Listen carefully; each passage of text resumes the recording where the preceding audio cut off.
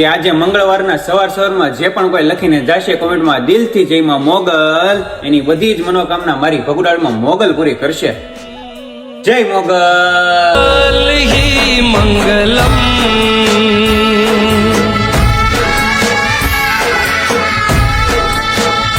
તે સુધાર્યો મારો જન્મ, તે સુધાર